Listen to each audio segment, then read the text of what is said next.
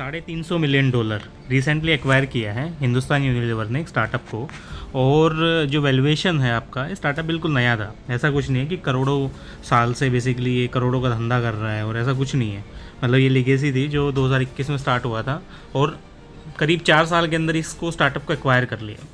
जो तुम देखते हो ना टेक्निकली जो वैल्यूएशंस हैं कैसे निकाले जाते हैं, देखो सबसे बड़ी बात थी इस स्टार्टअप का जो यूनिक पॉइंट था, ये पॉपुलर इतना हो गया कस्टमर्स के बीच में, जो इसने सेलिंग कॉन्सेप्ट्स थे इनके बेचने के, वो एक बहुत बड़ी चीज़ थी जिसके बेसिस पे इन लोगों ने प्रोडक्ट्स बेचे हैं। अब तुम टेक्निकली ये बात करो कि वो कैसे होता है ये सब और किस हिसाब से हमें देख सकते हैं, तो जो भी देखो बातें आती हैं ना, कभी भी स्टार्टअप्स वैल्यू होते हैं तुम्हारे जनरली उसके बिजनेस मॉडल के ऊपर, उसके फाउंडर की स्ट्रेंथ के ऊपर, किस हिसाब से वो चीज़ें की जा रही है और कितना बेटर है वो चीज़ों को करने के लिए, और कैसे तुम ये देखते हो जो वैल्यूएशन है तुम्हारे अलग अलग मेथड से परफॉर्म किए जाते हैं।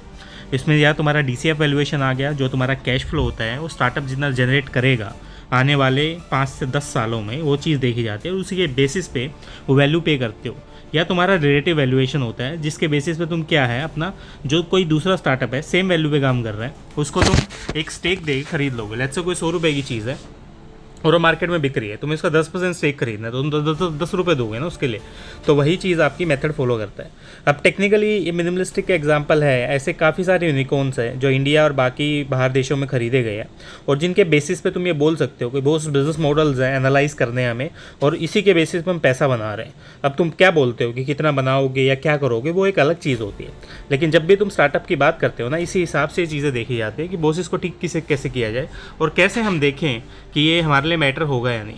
तो तुम्हें एक वेबसाइट बताता हूँ जिस पे तुम जाके अपनी चीज़ें एनालाइज कर सकते हो, या प्लस ये देख सकते हो फाइनेंशियल मॉडल्स कैसे होते हैं, स्टार्टअप्स कैसे एनालाइज होते हैं। daibankers.com एक वेबसाइट पे जा सकते हो, तो उसकी रिसेंटली हम क्लिप भी लगा देते हैं जिस हिसाब से वो चीज़ें यहाँ पे काम करती हैं। एक बार रुको, मैं तुम्हें वेबसाइट पर जाके दिखाता हूँ कि कैसे होता है ये। तो बात करते हैं तुम्हारी वैल्यूएशन की और बाकी चीज़ों की, तो daibankers.com पे तुम आ सकते हो। यहाँ पे जाके तुम्हें जाना है सीधा साधा ब्लॉग्स के टैब में कि क्या चल रहा है, और इसी पे अगर तुम्हें देखो फाइनेंशियल मॉडलिंग और बाकी चीज़ें सीखनी है ना, और तुम ये देखना चाहते हो कि बिजनेसेस कैसे वैल्यू होते हैं बड़े से बड़े, तो वो भी तुम देख सकते हो। यहाँ पे जाके तुम्हें सिंपल सा जाना है इन्वेस्टमेंट बैंकिंग शॉप में, और लेट्स से तुम्हें अपने सारे प्रोडक्ट्स खरीदने हैं जिस हिसाब से तुम ये बिज़नेस करना चाहते हो या जैसे भी है, तो यहाँ पे देखो तुम्हें सब मिलता है। फाइनेंशियल मॉडल के टेम्पलेट हो गए, वेरीफाइड इन्वेस्टर्स की लिस्ट होगी, आपके एंजल VC PEs वगैरह, जॉब क्रैकिंग इंटरव्यूज़ होगे जो तुम खरीद रहे हो टेक्निकली, तुम अपना IB में जाना चाहते हो, डिस्काउंटेड सब्सक्रिप्शन हो गए, लिंक्डइन प्रीमियम, ChatGPT, ग्रामरली वगैरह जो भी चीज़ें हैं, और ये तुम सारे मतलब यहाँ पे रिव्यूज़ भी देख सकते हो लोगों के। और ये पोर्टल सब्सक्रिप्शन में ChatGPT अगर तुम्हें लेना है, लिंक्डइन प्रीमियम लेना है, या माइक्रोसॉफ्ट प्रोफेशनल्स है, बाकी टूल्स भी हो, तुम सब कुछ देख सकते हो, ठीक है। तो और यहाँ से तुम खरीद सकते हो, विद इन द आवर तुम्हें सारी चीज़ें डिलीवर हो जाएंगी। तो अब चलो ब्लॉग्स पे चलते हैं, क्या है यहाँ पे। तो सिंपल सा है आपका ब्लॉग, अगर हम देखें तो इसके अंदर तुम्हारी क्या क्या चीज़ें दी हुई हैं, तो ये देखते हैं। तो टेक्निकली तुम ब्लॉग्स में आए और तुमने ये देखा कि बॉस यहाँ पे स्टार्टअप्स किस हिसाब से ग्रो करते हैं और क्या देखना है। तो अगर हम स्ट्रेटजीज़ देखें तो ये यहाँ पे काम करते हैं। अब हमें वैल्यूएशन देखना है तो हम वैक देखेंगे कैसे यहाँ पे कैलकुलेट करते हैं। तो सबसे पहले हम अंडरस्टैंड करेंगे वैक होता है क्या है, फिर हम फॉर्मूला देखेंगे, फिर ब्रेकिंग डाउन करेंगे cost of equity, debt, market value, tax rate, और एग्जांपल्स क्या है, इंपॉर्टेंस क्या है इन चीज़ों की। तो सबसे पहले देखो तुम्हारा weighted average cost of capital क्या है, कंपनीज़ की एवरेज है जो आफ्टर कॉस्ट ऑफ कैपिटल से आती है सारे सोर्सेस से, जिसमें आपके इक्विटी, डेट, प्रेफर स्टॉक्स वगैरह होते हैं, जो रिप्रेजेंट करते हैं आपके मिनिमम रिटर्न्स को। कंपनी बेसिकली अर्न कर रही है एग्जिस्टिंग एसेट्स पे और सर्टिफाई कर रही है इन्वेस्टर्स को।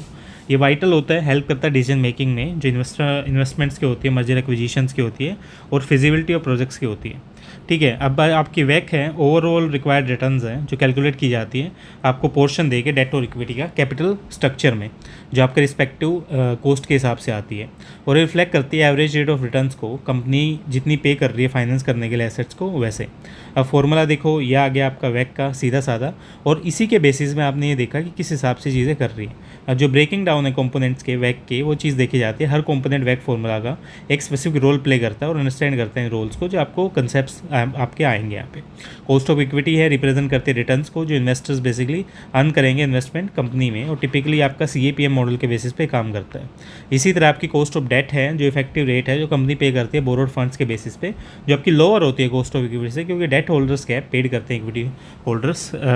से पहले, तो इसलिए बेसिकली आपकी ये चीज़ें आती हैं। मार्केट वैल्यू ऑफ इक्विटी देखी जाती है, आपका टैक्स रेट है कितना आपका चल रहा है, और ये आपकी सारे यहाँ पे कंपनी का एग्जांपल देखो, जैसे इक्विटी है आपकी 500 और डेट है आपकी 200, कॉस्ट ऑफ इक्विटी आ गया, कॉस्ट ऑफ डेट आ गया, उसी के बेसिस पे आप यहाँ पे सारी चीज़ें अपनी डाल रहे हो और उसी के बेसिस पे आपने यहाँ कैलकुलेशन की। अब इंपॉर्टेंस ऑफ वेक क्या है, इन्वेस्टमेंट डिसीजंस के लिए होती है, आपकी वैल्यूएशंस के लिए होती है, कैपिटलाइज स्ट्रक्चर्स के लिए होती है, और सारे क्या फैक्टर्स आपके इन्फ्लुएंस करते हैं वेक को, मार्केट की कंडीशंस होगी, कंपनी स्पेसिफिक रिस्क हो गया या लेवरेज होगी, ये सारी चीज़ें देखी जाती है, और इसी का जो कंक्लूजन होता है आपका जो वेक है क्रूशियल है बाकी चीज़ों के लिए। तो ये सारी चीज़ें हैं जहाँ पे हम देख सकते हैं। आई बैंकर्स को फॉलो कर लो, या आप बेसिकली जो भी कंटेंट देखना IB से रिलेटेड सारी चीज़ें आप वो यहाँ पे जाके देख सकते हो। ये पूरी वेबसाइट्स है, हम अभी तक 55+ प्रोजेक्ट कर चुके हैं और 40+ हैप्पी क्लाइंट्स हमारे, जो बड़े बड़े क्लाइंट्स हैं आपके सारे, ओयो या फिर आपकी सुलोचना हो गया है बाकी सब, और हम वीडियो पेज टेक्स से लेके आपकी IB फाइल सब बनाते हैं। तो मिलते हैं नेक्स्ट वीडियो फॉर द